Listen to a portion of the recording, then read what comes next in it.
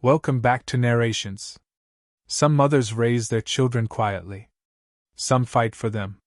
And some spend their entire lives trying to understand them, even after they're gone. Tonight's story is about grief, identity, and the unexpected ways motherhood continues beyond loss. This is all about my mother. It's about memory, about chosen family, and about a mother who begins a journey she never expected to take. Manuela lives in Madrid with her teenage son, Esteban, in a life that feels modest but full. Their apartment is small, but it carries warmth, the kind that comes from routine, from familiarity, from two people who understand each other deeply without needing to say everything out loud. Esteban is not like most teenagers. He is observant, thoughtful, and unusually sensitive to the world around him. He watches people closely, listens to conversations carefully, and carries a notebook where he writes down ideas, stories, and reflections. He wants to be a writer, not just someone who tells stories, but someone who understands people. And the person he is most curious about is his mother, Manuela. To him, she is both familiar and mysterious. He knows her habits. The way she cooks, the way she pauses before answering certain questions, the way she smiles when she wants to avoid saying something difficult.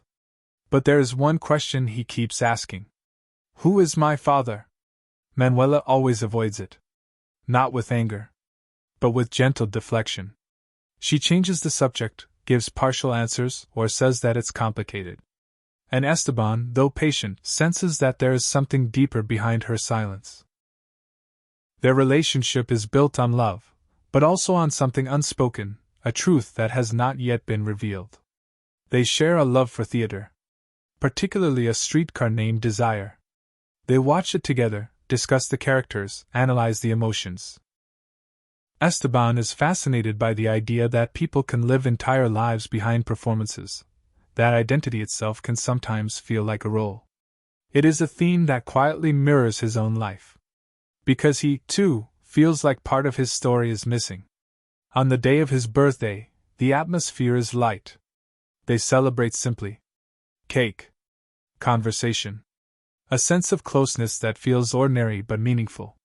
And that night, they go to the theater again. After the performance, they wait outside. Esteban wants to get an autograph from Huma Rojo, the lead actress. Rain begins to fall. The street grows busy. There is movement everywhere, cars, lights, people. And in a moment that happens too quickly to stop, Esteban runs across the road. He is hit by a car. The shift in the film is immediate. There is no dramatic build-up. No slow transition. Just silence. And loss. Manuela's life fractures in that moment. The apartment that once felt full becomes unbearably empty.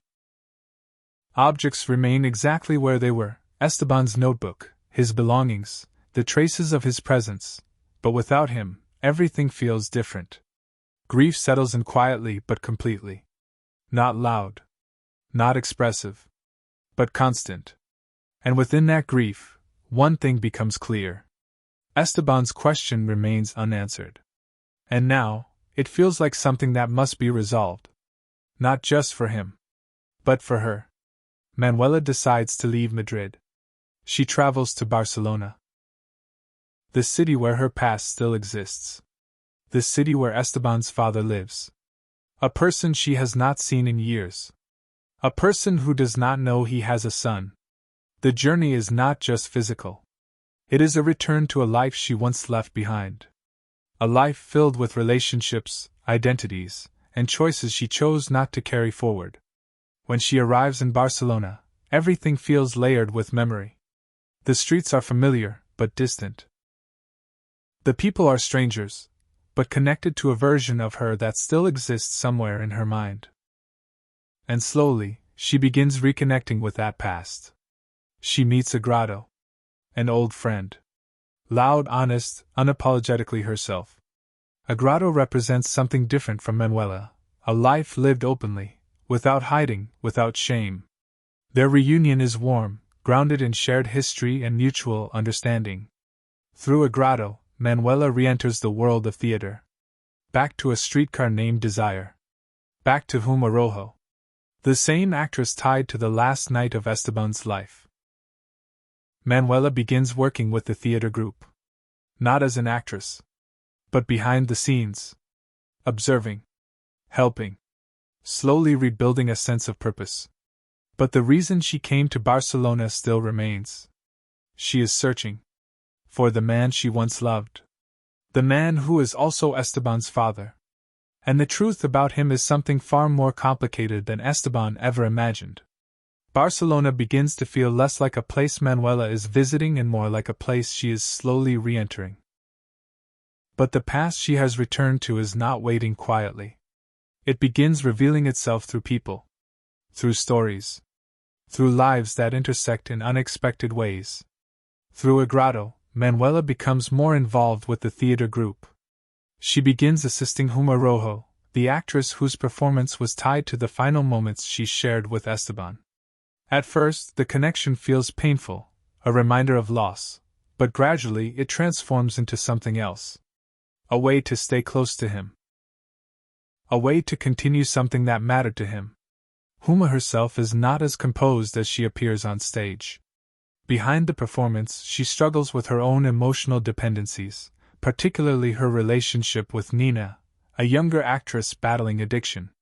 Their dynamic is unstable, love mixed with frustration, care mixed with exhaustion. Manuela observes quietly. Because she understands something about loving someone who is difficult to hold on to. In this new environment, she meets another woman who changes the course of her journey. Rosa. Rosa is kind, gentle, and deeply compassionate. She is a nun, but not in the traditional sense of distance and discipline. She works closely with vulnerable communities, people living on the margins, people who have been forgotten. Rosa carries a quiet strength. But she also carries something else. A secret. As Manuela spends more time with her, she begins to sense that Rosa is struggling. There is a softness in her demeanor that feels heavier than it should, a hesitation in her words, a sadness she tries to hide. Eventually, the truth emerges. Rosa is pregnant. And the father of her child is the same person Manuela has been searching for. Lola. Esteban's father. The name that had remained unspoken for so long now becomes real again. But Lola is not who Esteban imagined. Lola is a transgender woman, someone who has lived a complex and difficult life, moving through identities, relationships, and circumstances that are far from simple. For Manuela, the revelation is not shocking. It is painful. Because it brings back everything she had tried to leave behind. Her past with Lola was not just a relationship. It was a life filled with instability, confusion, and emotional weight. And now, that past has returned in a way she cannot ignore. Rosa's situation becomes more complicated. She is not just pregnant. She is also ill. HIV positive. The pregnancy, the illness, and the emotional vulnerability all intersect, creating a situation that feels fragile and urgent. Manuela steps into Rosa's life not out of obligation, but instinct. The same instinct that defined her relationship with Esteban. She begins caring for Rosa. Helping her. Supporting her. And in doing so, something begins to shift. Motherhood for Manuela is no longer tied only to her own child. It expands. It becomes something broader. Something that exists through care, through presence, through the act of holding someone when they cannot hold themselves. The relationships between these women begin forming a kind of chosen family. Not defined by blood, but by connection. By shared pain. By shared resilience. A grotto continues to provide honesty and grounding, often delivering moments of truth in ways that are both direct and deeply human. In one of the most memorable moments, she speaks openly about identity. About what it means to become who you are, about the effort it takes, about the authenticity that comes from choosing yourself. Her words echo the themes of the film. Identity is not fixed. It is built. Rebuilt. Lived. Meanwhile, Rosa's condition worsens. The pregnancy becomes more difficult. Her body weakens. and the inevitability of loss begins to settle in. Manuela stays with her, not as a visitor, but as family. When Rosa gives birth, the moment is filled with both life and loss. The child is born, but Rosa does not survive. The grief returns, different from before, but familiar. And once again, Manuela is faced with a choice. What does she do now? The baby, Rosa's child, Lola's child, is now alone. And without hesitation, Manuela steps forward. She takes the child. Not because she has to, but because she chooses to. Because motherhood, for her, is not something she lost. It is something she continues. Later, Lola finally appears. Weakened. Ill. A shadow of the person she once was. The confrontation between Manuela and Lola is not dramatic. It is quiet. Heavy with everything that has been left unsaid for years. Manuela tells her the truth. About Esteban. About their son. About the life he lived. And the life he lost. Lola listens. And in that moment, the weight of everything becomes clear. Not through anger, but through understanding. Time moves forward again. Manuela returns to Madrid. But she does not return as the same person. She is no longer just a grieving mother. She is a mother again. To Rosa's child. To a new life. One that carries both loss and continuation. And in a quiet, reflective moment, the story comes full circle. A new Esteban. A new beginning. All About My Mother is not just about loss. It is about how love continues. Through people. Through memory.